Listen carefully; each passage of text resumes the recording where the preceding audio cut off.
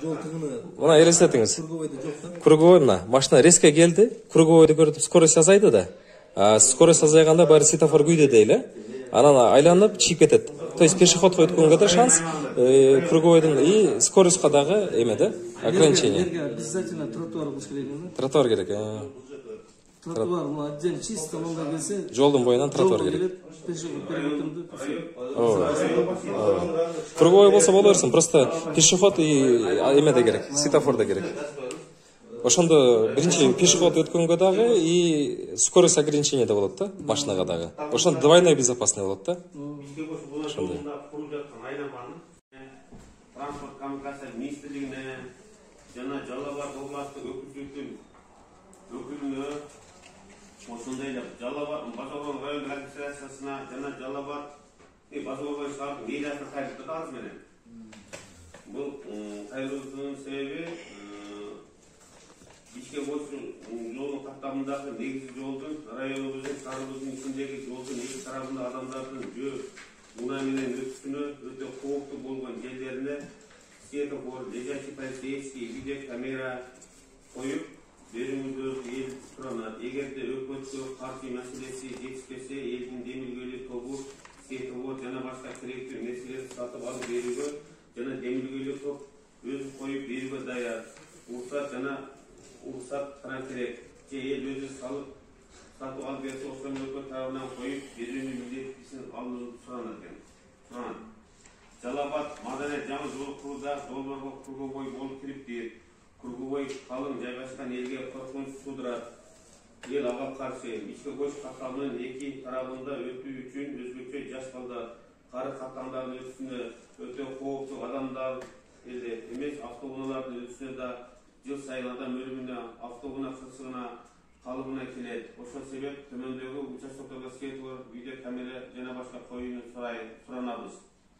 Базарбай районунун шаарына светофор, видеокамера жерге жаткан дөңчөлөрдү орнотуу. Биринчи, эң маанилүү жер бул Абдыраимов аймакөтүнүн борборуна жолду айланма түрдө эмес, 4 көчө түрүн эл талап кылууда. Айланма жолу курулуп калса, жеңил жана оор унаалар токтоосуз өтүп, адамдардын, жаш балдардын, кары каттамдардын өмүрүнө жол өтө кооптуу болуп калат. Эл калың жайгашкан жердин борборунда айланма жол курулуп кала турган болсо, мектеп окуучулары айланып өтпөй жолду кыскартып өтөм деп автоунаа кырсыгына кабылышы мүмкүн. Эгерде айланма жол курулуп калса, жер алды, жер үстүнө өтө турган катайып курулмага курулуш керек.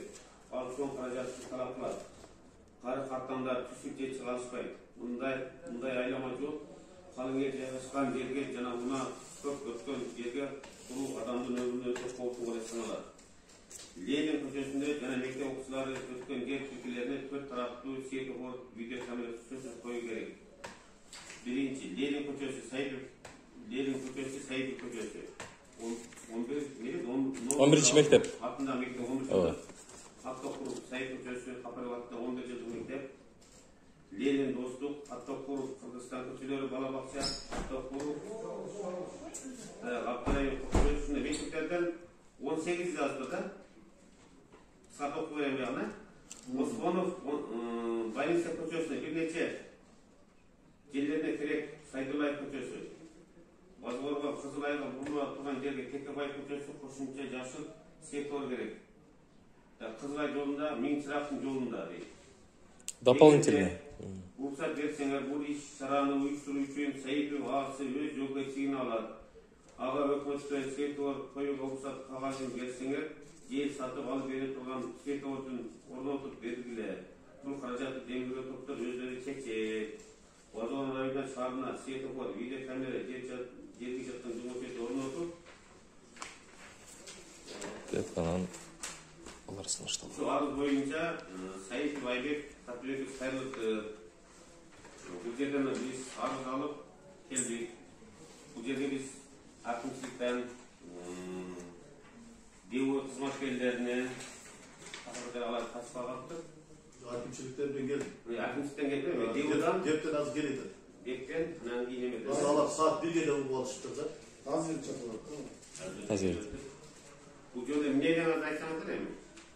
Кандай? Сиздин мен айта берейин, Мен карап турам.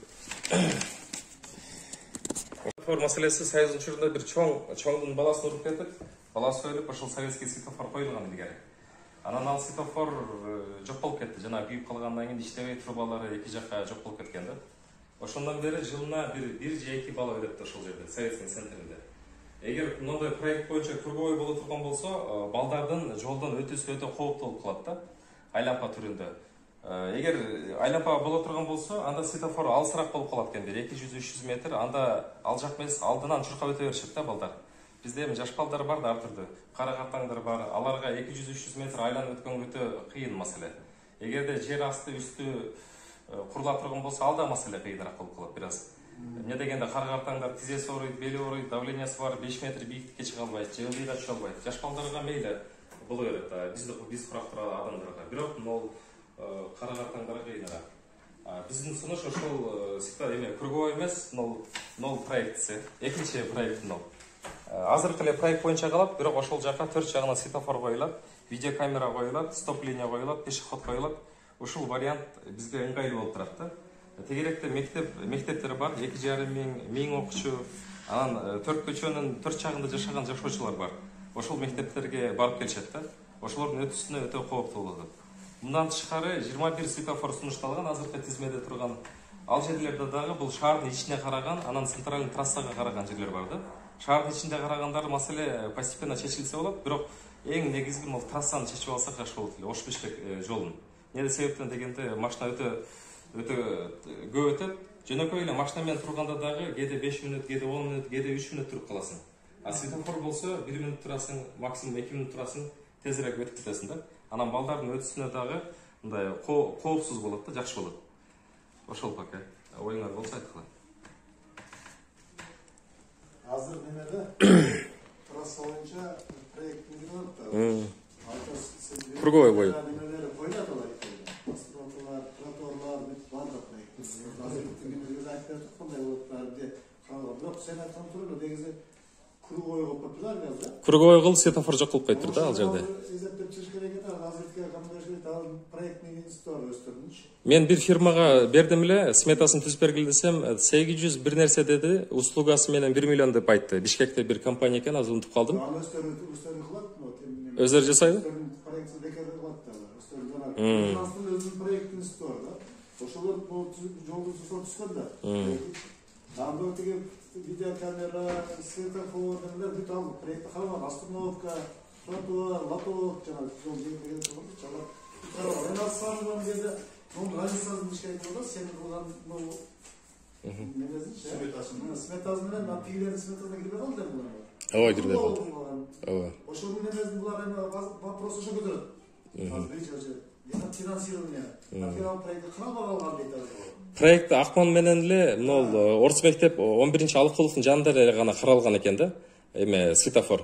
Алыкуловдун жанынан мисалга бул бетке өтүп, анан кийин Советскийдин жогору көздө өтүп келсең, кафелер тосуп калган. Тротуар болчу. Анан кайра трассага чыгыш керек болуп калат. Жолдун боюнагы суу кеткен да, лоток. 1 метр экен да айырмасы, мисалга. Биринчи класстын балдары бою кичинекей. Анын аркасынан КАМАЗ келе турган болсо, сүрүп кетиш мүмкүн да. Аны үчүн оң жакка тротуар жасаш керек. Жана кафелердин жарымын кесиш керек дагы, ошол жерден тротуар кылып өтүш керек да. То есть ошо Советскийдин тегерегине 4 тараптуу тротуар керек болот. Ошоларды же сатып алыш керек дагы, тротуарга өткөзүш керек да. Бирок негизги мыйзам боюнча ал место общественного пользования да. Эгерде место общественного пользования болсо, жеке менчик болгон мезгилде дагы коомдукка өтүш керек да, ал жер. Ошондой болуш керек да. Эми бул жалпы элге тиешелүү нерсе да. Жеке менчик болгондо да мындай да. Биз бул боюнча Минтранс менен ошол эме Азбек бардыгы райондук мамлекеттик администрацияда 2020-жылы курулуш, жолдун курулушу башталып атканда ошол Минтранстан немеден бардыгы келип катышып жыйын болду. Эми ал мезгилде шаардын территориясы шаар боло элек болгондуна байланыштуу, бирок ошол мезгилде дагы ошол жыйынга катышканда Кеңеш айыл өкмөтү тарабынан дагы и базар тургун айыл өкмөтү тарабынан дагы биз ушул сунуштарды бергенбиз.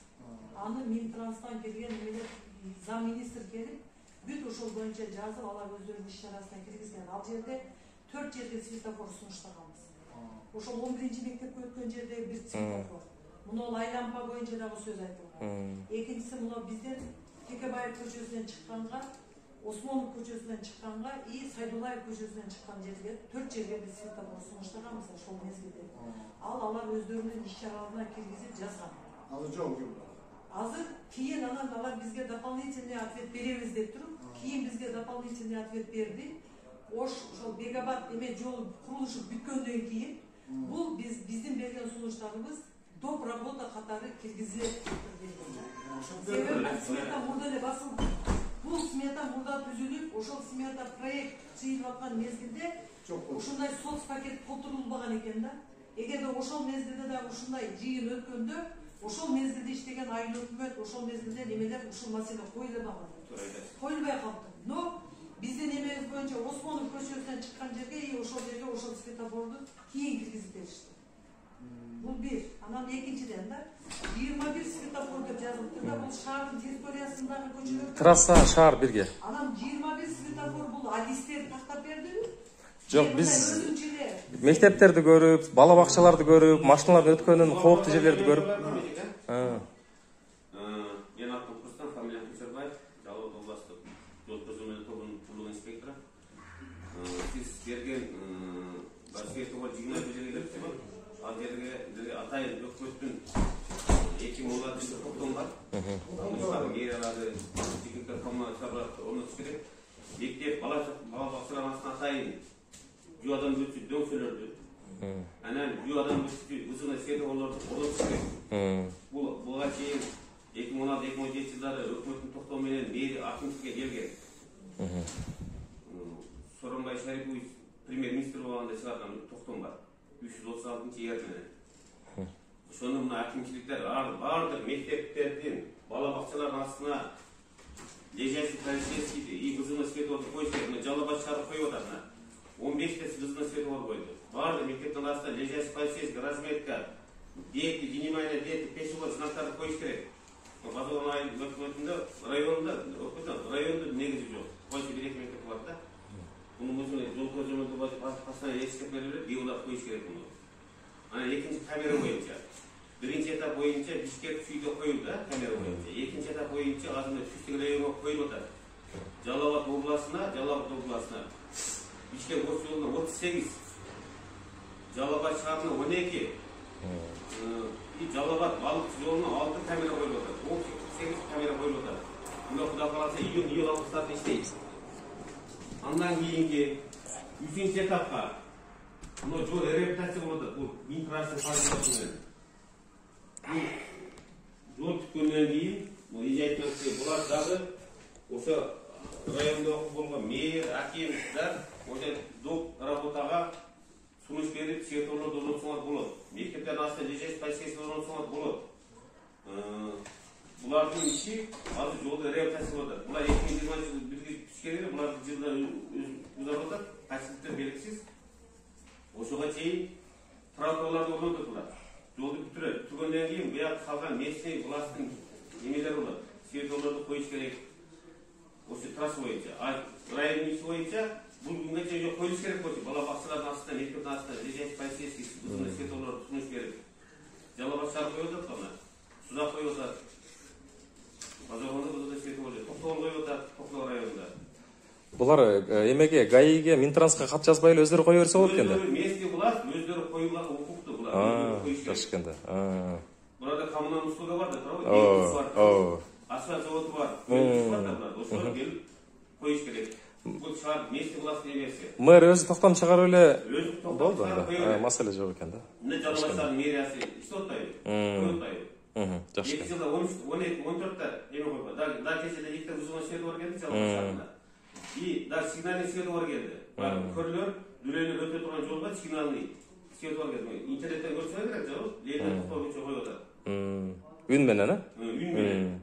Бул местный власть эмес. Анан круговой движение боюнча бул проект сизге ким эжайтмайт бир адис берди ошо проект. Жок, өзүм эле сыздым. Жок, мындай бар. Мен кесим архитекторду. Светофор боюнча круговой движениеда болсо ар тараптан келген автоунаалар ылдамдыкты токтотот. Жайлатат. Световор болгон болсо, акшыраңдаган, жаш балдар световор кызына карабастан өтүп кетет. Бул круговой движение биз кура албайбыз, просто круговой движение түшүнүп берип коеюн да. Төрт тараптан келген машина, келген кругойдо токтойт. Ошондой биринчи кирген машина өтө берет. Экинчиси уступедеде кругойдун төрт тарабына уступи деген знак илинет. Круговой движение мененчи. Бул жерде кыймыл 100 деген ылдамдык эткенде машина кыймылын ошол жерде азайтат. Жуада ошолордун астында, кругойдун астында биз проложение керек. Кругойдун жанында пешеход чийдеген сүз керек. Разметка жуадан өтүп. Ошондой пешеходду өтүп атканда айдоочулар өткөрүш керек, милдеттүү түрдө. Бул айдоочулар менен өзүбүздүн характерибиз менен урулуп отургандан кийин өзүбүздүн кансиясы болобуз. Жол эрежеси бар болот. Бул круговой движение боюнча изменение болбойт. Наоборот, круговой движение болсо, сен светофорду ачактар коюп кетет, машина токтолуп калат, үйүлүп калат. Буягын 1 минут, буягын 20 секунд кылгандан көрө круговой движение келген автоунаа, например, базардан келген автоунаа келип токтоп, секин эки жактан өтүп берет. Ош жактан кеткендагы, Бишкек жактан кеткен, бул жакта Көкчө жактан кеткенде машина келип токтоп, карап өтө берет. Круговой движение бул элдин абалы үчүн өтө жеңил түшүнгөн адамга. Калың катмар жайгашканга анча болбой калат экен да. Потому что анбай балдар тынбай өтөт да. Жайгашканда Сузак круговойдо, например, Жалал Батыр кырман Сузакта ынтымак круговойунда. Ошончо көп да. Ошо круговой движение секин акырында өтө берсе. Наоборот, кайтып келеткан автоунаалар ылдамдыгын токтотот, азайтат. Жол белгилер коюлат. Түшүнөтөм. Мектептеги айтып жатсаңар, 11 мектеп да. Ар бир мектептин астына, бирок эл аралык маегиндеги жолго лежащий полицейский коюлбайт. Ооба, коюлбайт. Эл аралык маегиндеги жолго. Калган мамлекеттик ички жолдорго лежащий полицейский мэриянын атынан, администрациянын коюлат. Мына Жалал Атта круговойдон чыкканда, мисалга автовокзалдан эки жакка элдерди көргөнсүз өткөндө, чуркап өтүшөт. Машиналар токтобойт ал жерде. Көргөнсүз. Сузактыкында деле токтобойт. Бизде менталитет ошондой да? Менталитет ошондой. Айбек, туура эле. Адам өзүбүздү сыйлабайбыз. Биздин айдоочулар, биздин жарандар именно гаишчы гана айдайт да. Гаишчы өзүнүн жоопкерчилигинен жок. Ошондой. Правы? Ошону эске алып атабыз да. Ошону эске алыш керек. На Дед Мороза надеюсь, сам не плашай, да, биздин жолдор. Ошондой.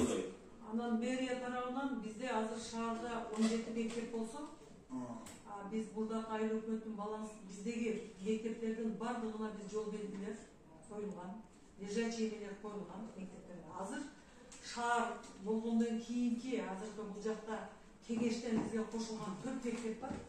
Ошол 4 мектептин эгерде баягындай жолдордо, ички жолдордо болгон болсо, аларга жол белгилерин коюу боюнча биз уже бюджеттен депутаттар карап берип акча каражат. Уже тендерге экинчи кварталдан берилет. Калган биздин мектептердин бардыгын алдын алып коюлган.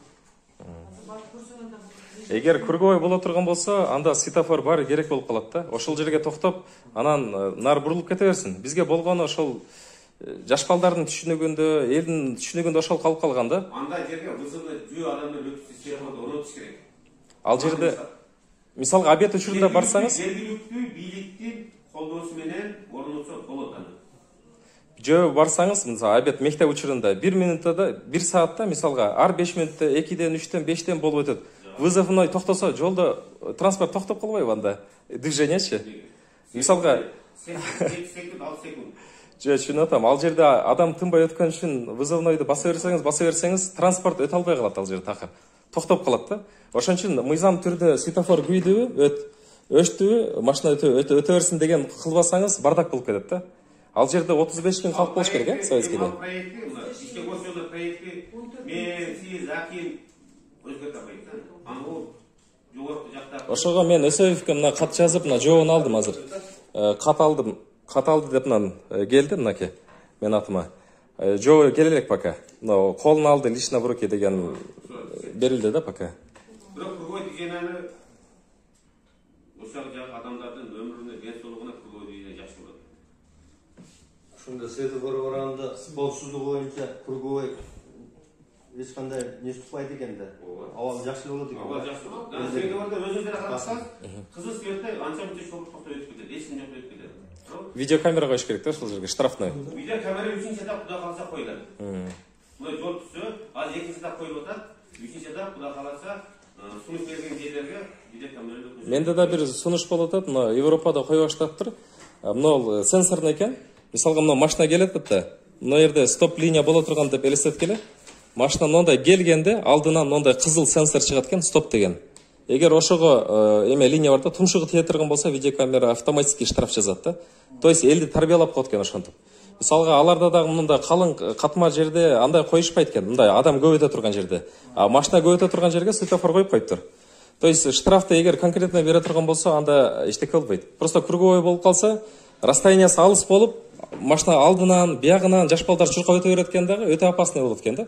Мен да көп барып круговойлорду анализ кылдым да, элдер каалаган жерден өтө беришет экен. Кээде машина келип токтоп калат, анан сөгөт, ушундай да. Ошон үчүн сөзсүз бирге круговой болсо дагы светофор коюп бериш керек да. Жанагыны бассаңыз, бул это не дело. Мектептин жанына болот, жанагы Алыкуловдун жанына болот. Алыкуловдун жанына болот. Круговойго сөзсүз светофор керек. Ал мектеп, ал жолдордун, мисалы, ички жолдор, кандай жол болгондо дагы ошол жолдо менен мектептин арасындагы расстояние кандай? Мисалы, сен азыр айтып атасың, Алтокуров көчөсү менен Сайдов көчөсү өткөн жерге Кыргыз мектеп бар ал жерде. 12-чи мектеп бар. Светофор коюш керек деп. Ал жерде ал мектеп, кыргыз мектеп о нар жакта да алчы. Ооба, берки беттеги жашагандар бар. Биз дагы ошондой жол белги, ошо кызылдоо эмелерди койгондо дагы биз аны дагы мына өзүнүн мыйзамдары бар. Жол эмеси боюнча ошолордун туура келген жерлерге гана кое алабыз. Бул адамдын өмүрүнө кооптуу болгон жерге коюш керек. Эгер арыз болсо, ошол арыздын ичинден карап чыгып, мына 21 светофор деп атат, ошонун ичинен карап, адистер карап чыгып туруп, кайсы жерлерге коюлат. Ошол боюнча биз алып, анын проектисин даярдатып, сметасын түздүртүп, акча бөлдүртүп биз аны коебуз. Биз ага чейин кайсы көчөдө мектеп бар, кайсы көчөдө бакча бар. Биз ошолордун бардык жолдорду азыр оңдоп атабыз, асфальт. Биринчи этабыбыз биздики ошолордун асфальт кирген, асфальт. Асфальтталган эле көчөгө сразу биз жол белгилерин коюп атабыз. Мына бизде 22-26 жылга социалдык экономикалык өнүгүү программасы бар, сразу. Ошого киргизгенбиз этап кылып, бирок эң соңку сунуштарды киргизип. Мына Көкчөгөздө бир кыз өлдү. Бир кыз өлдү дагы, анан 5 бала авария болуп уксаңыз керек, жанагы эме тюльпан садигинин алдында светофор койгула, лежачий полицейский коюп бергиле десек, эч ким койгон жок. Кыз өлгөндөн кийин лежачий полицейский коюлду 10 класстын. Ылдыйда Көкчөгөздө 5 баланы урду. Анан көпүрө жабылды да. То есть бизде бир инцидент болгондон кийин болот да. Мисалга советскийде жыл сайын 2ден адам өлөт. Вице-спикердин атасы да өлдү, жанагы кызыл үңкүрлүк. Жанагы суу башынын бер жагынан. Ошол жерде өтө опасный. Биз азыр шаарга келгенден кийин 4 немеге лежачий эме ошол коюлгон жерде Мынол тизменин бардыгы мен анализдеп көптөн бери жүрөм да, ошон үчүн мен тизмелегем да. эл үчүн аракет кылып жазып, идеяларды көрсөтүп Азыр на месте барып сүйлөшпөйлүбү, круговойго барып. Мен жолдош Кенелберди, Район мамлекеттик администрациянын главный специалисти. Бул азыр мына светофор боюнча жакшы түшүндүрмөлөрдү берди, бирок биз азыр мына арызда жазылган ар бир көчөлөрдү комиссия өзү көзүнөн көрүп туруп, аларга деп берилүү, жол коопсуздугунун немелери өздөрүнүн уруксаттарын протоколдоштуруп туруп, бул жерде курса болот, бул жерде курса болбойт деп туруп, аныктап туруп, анан биз берге сунуш беребиз. Биз ошол мына азыр сиз айтып аткан түзгөн баягы 2026 жылга чейинки иш планынын ичинде бул 2026 жылга чейин чогулуштун кереги жокму? Анықтайлық дагы бир жылдык мөөнөттө булар азыр уже баягы жылдын башында бюджет бекитип алышканда. Эми азыр 6 айлыкта эч канча изменение болбой калат. Может быть, ага чейин булар ошол жерлердин баары сметаларын чыгарып, проекттерин түзүп туруп, тийиштүү документтерин даярдап. Может, күздө баягы жылдын башында бюджетке киргизип алышат.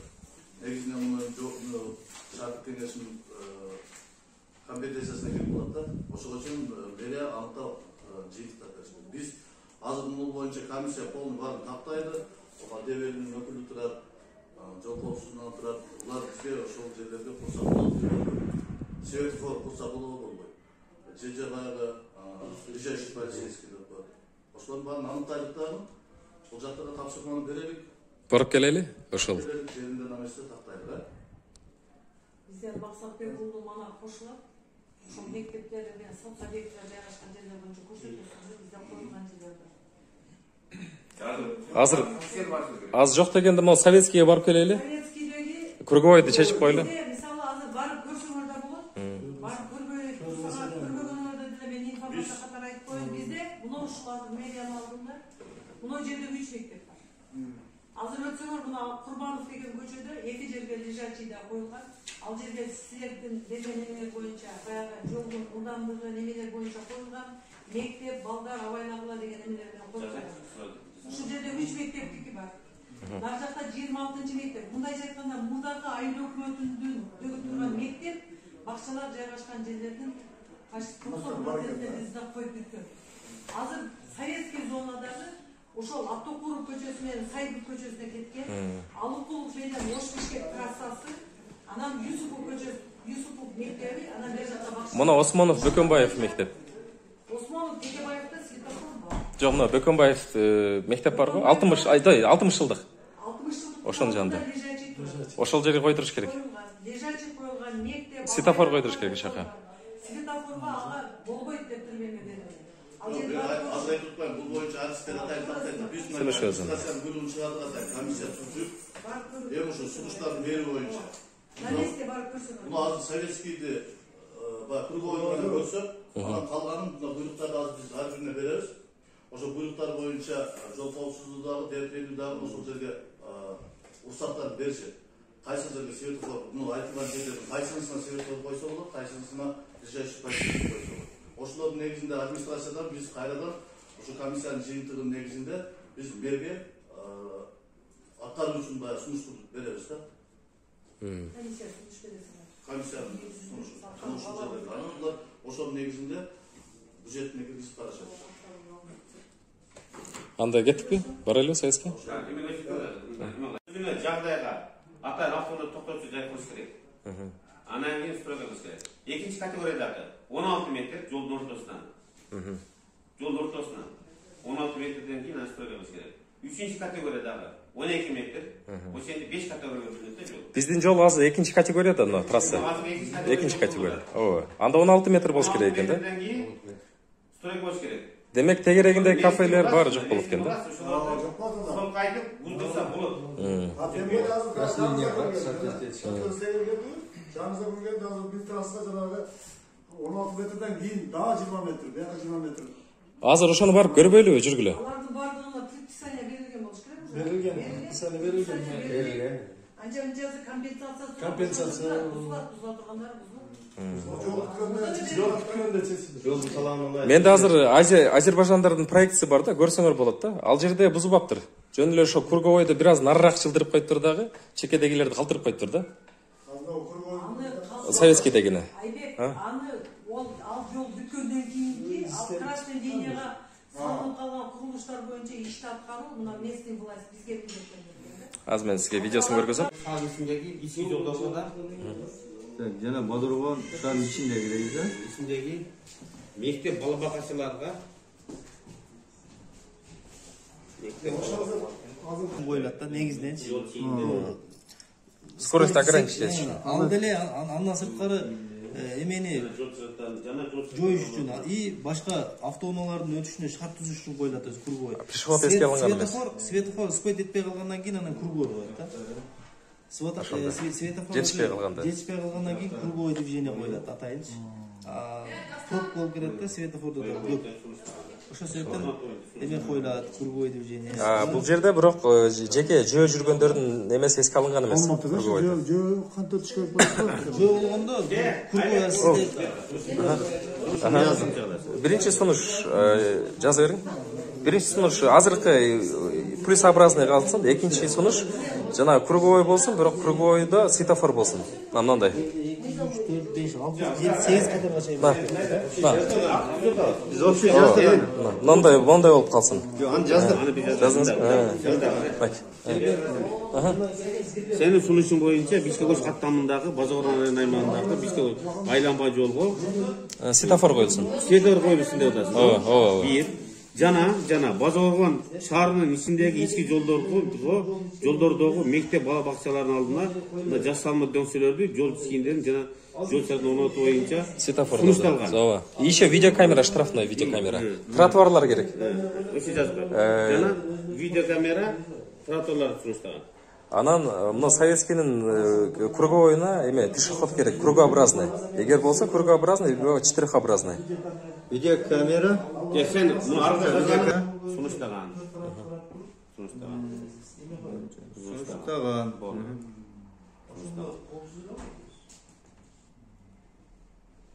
Топтолгон отурумда топтолгон комиссия мүчөлөрү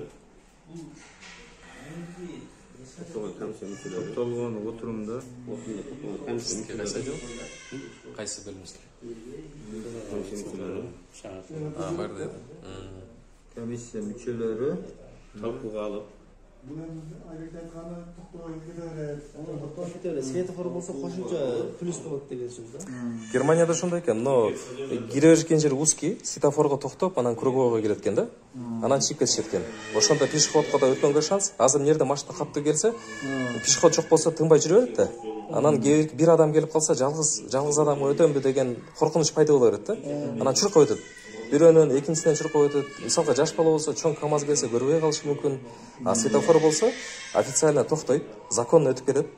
Мындай да, айланып кете берет да. Ошондой. Мыйзамдуу болуп калат да. А пешеход ал не регулируемый да ал. Токтобойт. Анда светофор болсо бунун кереги жок болуп атат да.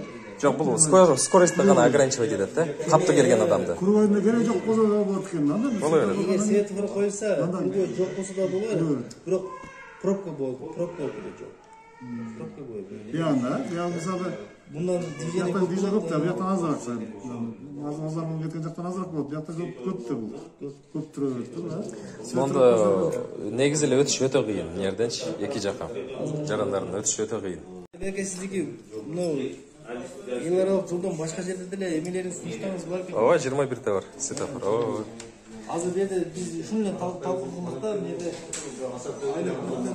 А булардыкы стандартный чечилет. мэриядан бир эле киши келип турат. Алар айта турган сөздөр көп эле.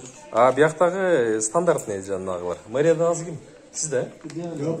Анна киши. Аппарат изотуп атышты. Анан мэриядагы жана лежачий полицейскийлерди боеш керек. Анан начар курулуп калган. Азыр биз сунуш бергенбиз, койдура албай атпайбыз базардын главный. Ошону айтпайлыбы? Но балага. Эмне айтканын? ошолорго полный кайсы жерге коюлуш керек шаар боюнчачы мына сырткары деле сөзсүз эми эле арызда жазылган Кагаз түрүндө. фактически кайсы жерге коюлуш керек ошонун баардыгына сунуш берип койсуңар керек да. Сунуштар бар буларда. Биздин сунуштар берилген бар, үчөө бар. Үчөө жок, общий шаар боюнча берилген. Кайсы жерге керек? Светофор керек. Лежачий полицейскийлерди боеш керек еще. Бирок боелбогон да көбү.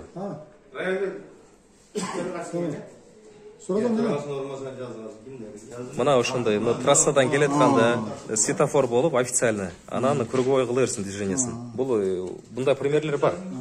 Анан нону кылып койсо, пешеходдорго кыйын болуп калат да, курулгандан кийинчи. Ошону айтып койсоңуз. Сизде бар бул? Анда ала бериң. Сизде жок болсо ала бериң.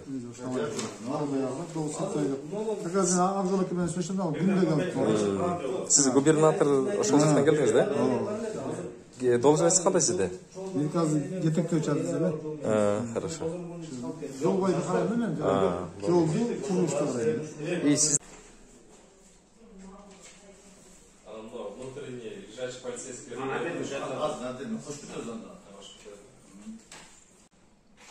Ертең сен айтпайсың? Ертең эки бөлүштү бияқта билет алсаң. Оюңуз кандай ертеңге? Сиз канча жылдан бери иштейсиз? Жок, эми оюңуз менен круговойду нансыз жакшы болдум. Круговой. Не себептен деп ойлойсуз? Из-за скоростиби? Из-за понижения скорости, анан баягы аяктан универмаг, бияқта универмаг турат калды. Ошол жерде келгенде машиналар токтолуп калды жол чекесиндечи. Эгерде круговой болсо, круговойдон кийин уже жолдун чекесинде токтогон мүмкүнчүлүк болбой калат, токтобойт уже. Азыр мына перекресткада көрөсүң го өзүң. Арсалмоттон жол түшкөндөн жерде эмнеге фура коюп коюп атат узундан келечи, туурабы? Уже перекресток мыяктардан если круговой мында келип турган болсо уже чекелеп мына кошо движение болуп калат. Тротуар кандай болуп анда? Тротуар Круговойды, кругообразный тротуар болуп калат ошондо? Жок. Машина жол жүргүнчүнүн биринчи эске алыш керек. Жол жүргүнчүнүн эске алганда круговойдон ошо например круг и ошого главный кылып туруп тротуар кетиш керек да, жол мыяктан келип атат мисалы. Вдоль дороги кетиш керек да. По обочине мисалы, туурабы? Сиз просто көп жылдан бери иштейсиз, мен жашайм. Булар го жазып кетип кала беришет. А биз жашайбыз да. Биз күндө ошон үчүн проблема биздикиде. Берки гана эскисе. Кайрылуу. Алдыңа көрөм.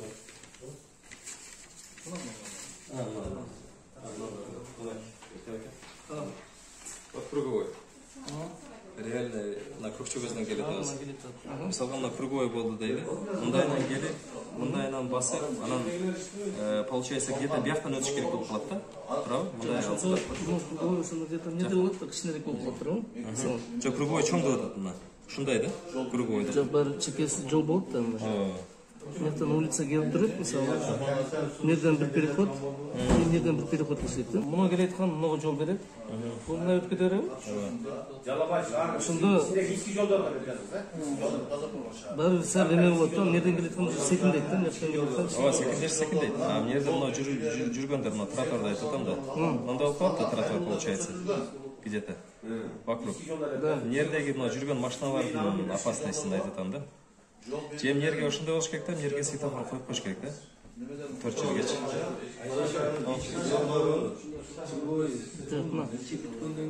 Ну, пешеход жерге коюлат да, пешеходдун баасыдачы. Пешеход ушундай эмнеде коюлат да. Но буктара коюлат да, жол ичкерген жерлечи, круговой движение мүлкүнөн эч кандай эме коюлбайт да. Жок, аерге коюлбайт, нерге коюш керек болуп атат да, круговой болсо дагы. Круговой бүткөндөн кийин мына 4 жол ичкерген жерде сөзсүз эме болот да. Светофор коюп коюш керек болду. Эме да, Айбек, мен ойлонуп көрдүм, ошочу. Мен вариант, действительно, мына круговой болот болсочу, уже определенно мына жака уже жүгүрбөйт да булкачы. Жок, бияка жүгүрбөйт да, эмнеден жүгүрөт да бирок. Эмнеден жүгүрөт да? Ооба. Мисалы, эмнеден келип туруп, бияк круговой болуп калды го, жерде машиналар өтүп атат. Ошо эмнеден бияк өтөт да, бияк өтүп туруп, анан бияк өтүп, мектепке кетет. Ошону айтам, нерлерге светофор коюп коюлду атам да. Светофорбу? Мисалга стоп знак болсо, мисалга мен очередим келип калды деп айдай беришпайбы мисалга. Меники келип калды уже бошоду депчи. Светофор болсо? Жок, но круговойду. Мындай круговойду айтып атам да. Круговойду айдай берет, бирок мындай да. Мисалы, правила боюнча пешеход өткөрүш керек го негизи. Мындай, мисалы, мына мыяктан келет да. Мына Бишкектен ушака кетип атат го. Мындай келет, эмне круг турабы? Мындайдан келип секиндеди. Мындай кетип атат. Эмнеден кетип атканда уже, ну, как бы асфальт мындай кетип дагы, анан кийин мыякта уже эме калып атат. Ну, за пределами кругового уже неме кетиш керек да, пешеходчу. Ошондо вообще пешеходдор почти движение эмеси зыян тийбей калат да. Мына келет дагы, мыяка түшүп кете берет турабы? Бияктан келген мындан кетет. Ошондо мыяктан келген пешеход уже эмне уже явно көрүнүп турат да, мыяк уже чисто машина жүрө турган жер депчи. Аяка өтпөй эле мыяка өтөт да, мыяка өтүп дальше кетет да. Анда муну круговойго, кругообразно мындай пешеход кылыш керек да. Дагы кошумча жолчу. Ошондо болот уже. Ошондо. Мисалы, не уже проезжая часть, да, мисалы? Проезжая часть. А мне уже чекесинен уже өтө берет да. Ооба. Анда мына машиналар келип токтой турган баары бир кылып коюш керек да. Потому что жок, нерге пешеход болот, пешеходный переход обязательно. Төрт жагынан болот сөзсүз. Алга сөзсүз болот, ооба. Ошонун мен просто көрдүм да. Круговойдо бир да машина токтобойт экен да. Бияктан келгенде эле бошосо эле айланып кете берет экен да. Анан күтүп турушум керек болуп калат экен да. Азыр көрүп атасызбы, тоодон түшкөндөр карап туруп, мыякта кичин азайып, возможность болгондо эле ушинтип бурулат. Бияктан чыккандар да кыйналып калат, туруп, чыгабай атат азырчы. Чыгабай, мүмкүнчүлүк болду, адам чамчы адамга карабай эле айдап атат. Ну, круговой сәл безопасно болуш керек, по-моему. Жоқ, круговой ладно, безопасно. Айтып атам жанагы пешеходдордун маселеси. Мисалга мындай сиз келип калдыңыз, машинаңыз деп. Круговойдон жылып кеттиңиз, а бияктан адам өтөм десе, эмне келип эме опасный реакциялар түзүлүп атат да. Мындай келип туруп чыкканда. Разгон болот да жерден. Мындай болот. Азыр булар тынбай жүрө бергенде уже определенный өзүнчө круг пайда болуп калат, эмнедечи? Чисто проезжая часть болуп калат да. Анын мияктары уже ичине эме машина жок. Только мияктан келген машина келиши мүмкүн. Эмнеде пешеход болгондо уже мияктан келген пешеход, мен сен айтмакчымын, эмнеден өзүнчө бир дорожка болуп калат да, мына. Мисалы, мына эме да, Көкчөгөздөн келди. Көкчөгөздөн келип туруп, мына уже чисто мына асфальт болуп калса, эмнеден мындай дорожка мындай келип туруп, мына кете берет да, ошондо машина жүрөт уже машинакачы. Мындай чекеси мененчи. Мындай келип туруп, мындай кирип кете берет. Определенно баары мияктан кичине эме кылыш керек да. Мисалга мындан караң, бияктан келатам, мында өтүп, нерден чыгып кетип атсам, кана чыгышы жок мыякана, мынтип айланып чыгып атам.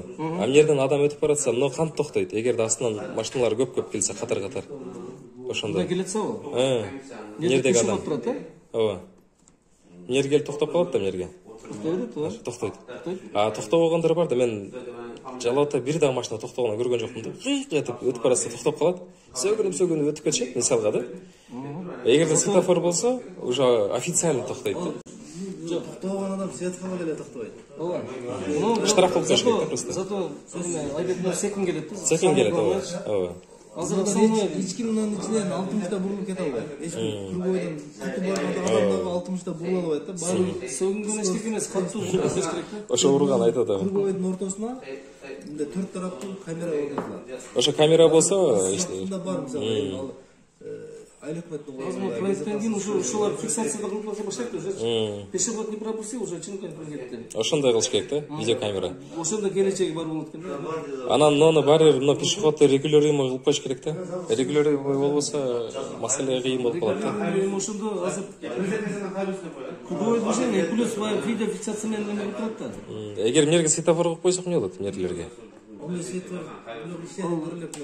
Германияда бар экен. Германияда бар экен. Ал эмне үчүн болуп калат ошондо? Эме? Машиналардын биринчиден скорости пешеходко өткөнгө убакыт шанс. Мисалга бир адам өтүп кетти, өткөндөн кийин экинчи адам өтүш үчүн, машиналардын өтүшүн кайра күтүп калат да. То есть период времени. А 1 минутага берилсе, адамдар билет, өтүп кетет бир толпа. Ошонго керек да. Пешеходко. Ошондой керек. Да, пешеходный, кнопочный, Трассага кнопочный неэффективный.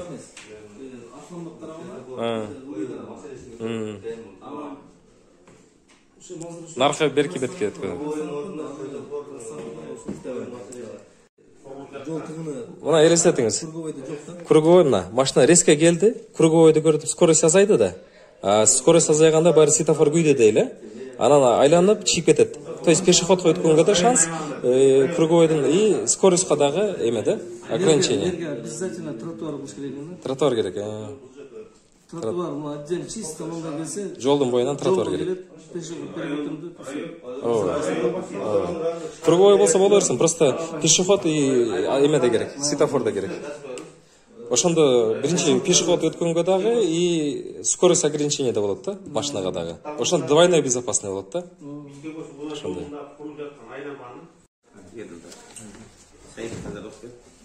Başına okuyayım. Ооба. Sayıp da okuyayım. Меники. Senkini okuyayım. Ооба.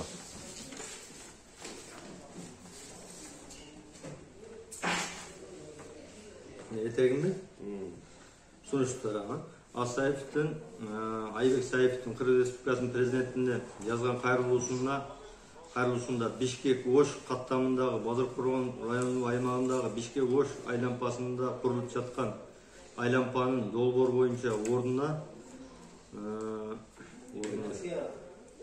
4 taraflı svetофор koyunu sonuçlagan. Sen de sonuç ondayım mı? Şunu yazıldı da. Ооба. Jana Bazarkurgan şaharının içindeki içki yollarının mektep baba bakçalarının aldığında jasalma döngsölörдү, жол чийимдерин жана жол чырактарын коюу боюнча сунуштаган.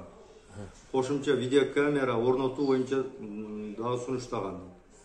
Топтолгон отурумда комиссия мүчөлөрү талкууга алып, видео көзөмөлдөө боюнча Бишкек Ош жолунда 3 этап боюнча 3 этап боюнча орнотуулары айтылды. 4 тараптуу жол чырагынын ордуна курулуп жаткан айлампа элдер үчүн коопсуз экендиги айтылды жана түшүндүрүлдү деп акчузук кол коюучу. Ошо круговойго 4 тараптуу светофор коюу боюнча. Биз сиздин мына арызыңызды жазып эми башка жакка жазсаңыз, ошону ошо предложенияны арызга каттап жазсаңыз болот да. Биз мына сиздин болгон нерсеңиз биз комиссия талкууладык. Өзүңүздүн катышуусуңузда ошо эле. Эми бунун милионерси башка өзгөрүп атат да. Бизге светофор керек болуп атат да, главное. Ошону эми башкача өзгөрсө, эми биз буна только биз арызды карадык да. Биз обсуждение талкууладык мына комиссия. Ал эми биз буга түшүнүп бердик, бул эми Айбек өзүнүн мнениясын өзгөртүп башка жактарга кошуп атат да, например. Пример да, ошо эле.